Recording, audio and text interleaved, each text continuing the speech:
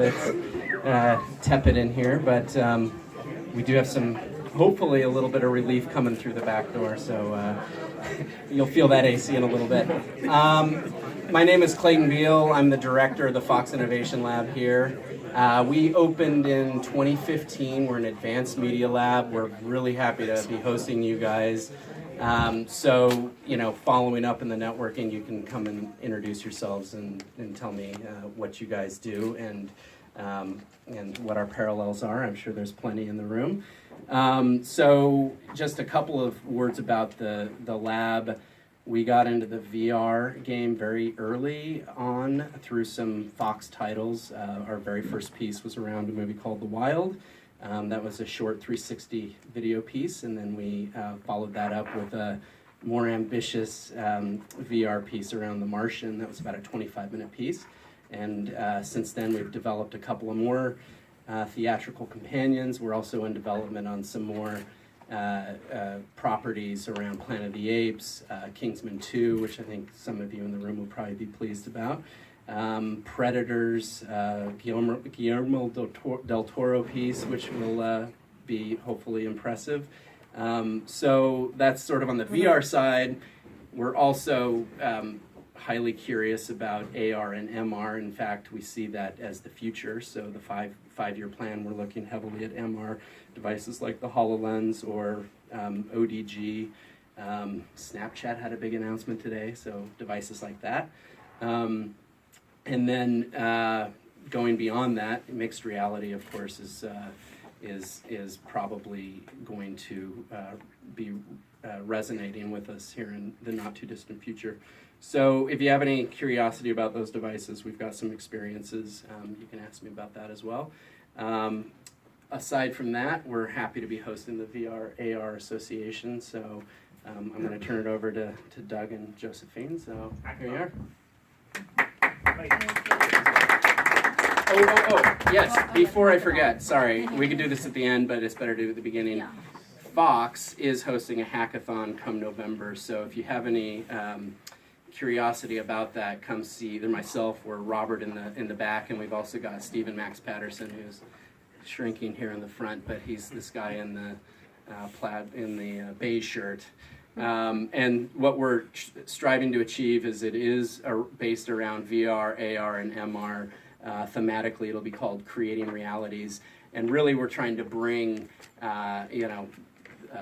prosper to the VR AR community here in Los Angeles. We're aiming for a wildly aggressive 300 plus individuals for this, and it will be hosted here at Fox. So we'd love to get you guys integrated with that, and if you have any questions, sure, feel free to reach out. Thanks. Thank you. Hi everyone, I am Josephine Munis. I'm the president of the VRARA Association. I wanted to say thank you all for attending. Thank you for being here. For those of you who have come to more than one of our events, thank you so much for supporting us. Also, a huge thank you to our speakers as well. I'm really actually excited for this panel, and I hope that you guys are as well. Doug is our vice president who put this together. Thank you so much, Doug, because this is a really cool event. And I also wanted to introduce the rest of our team, some of who are here. So if you have any questions about the association, we put some package on your seats, but any other additional questions, please feel free to ask any one of us here in the room, and we can answer those for you. Thank you. All right. Thank you. Is this on right here? Can we use this? Yeah. Okay, thanks. Let's keep that over here.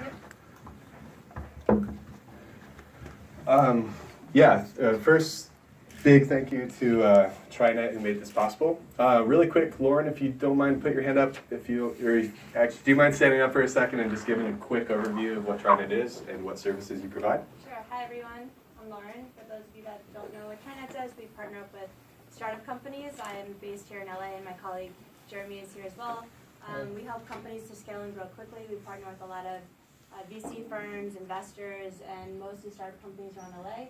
So if you're looking for any information on how to reduce costs and help you scale and grow, looking for benefits, payroll services, all that fun, interesting stuff, let me know, and we're here to help.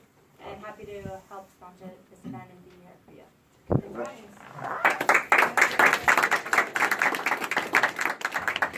us. And I was going to thank Clayton, but he got his time, so let's move on. Before the panel comes up, I wanted to give a little bit of perspective on where we are in the VR/AR market.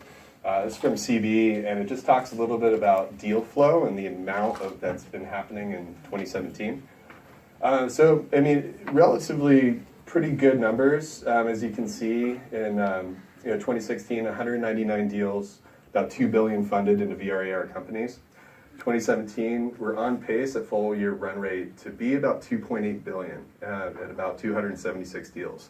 So, of course, for any VR/AR company out there, you understand that we are somewhat in the Gartner trough of disillusionment a little bit, you know?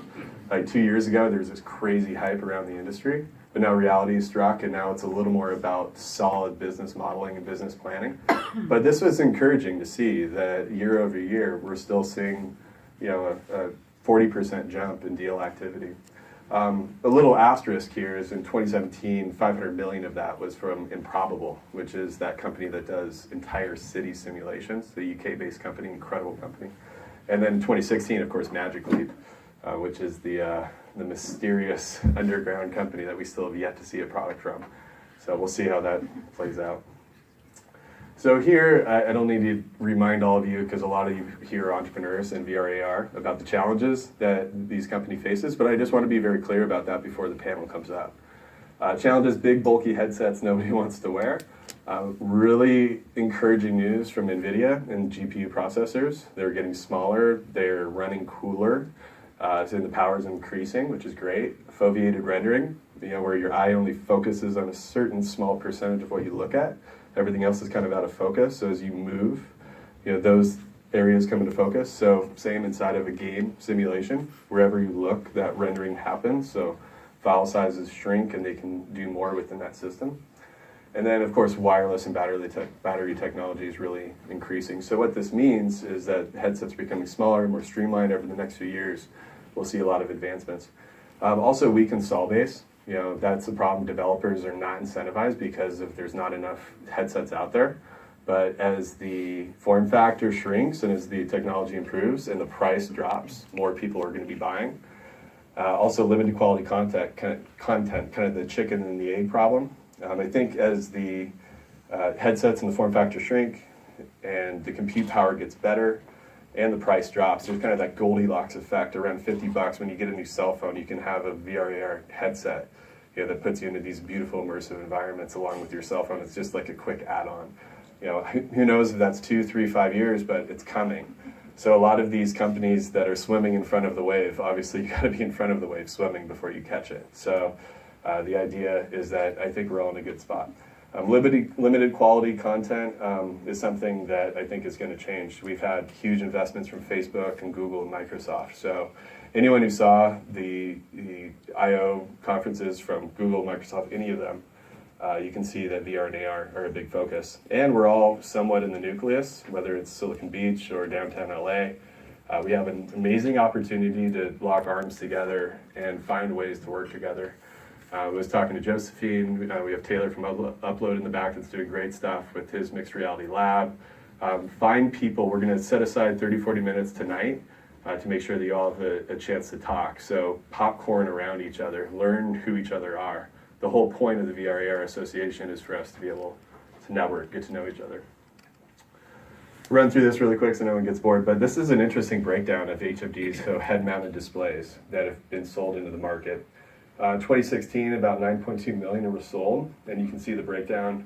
So you have augmented reality at the top, virtual reality below, and then it's broken into commercial and consumer.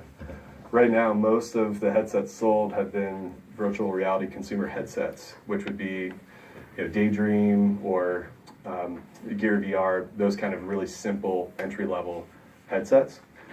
Moving out to 2021, this is from Berkshire Hathaway and IDC. All of us are skeptical about any kind of projections in this space, but I looked at a lot of the underlying assumptions here, and it's pretty good study. We're looking at 67 million VR headsets and 24 million AR headsets, so approaching 100 million headsets over 5 years. That's a good marketplace to get in front of. So obviously I want to be realistic about all the challenges we're encountering, but I also want to give a lot of hope to the VR and AR companies that are here to stick with it.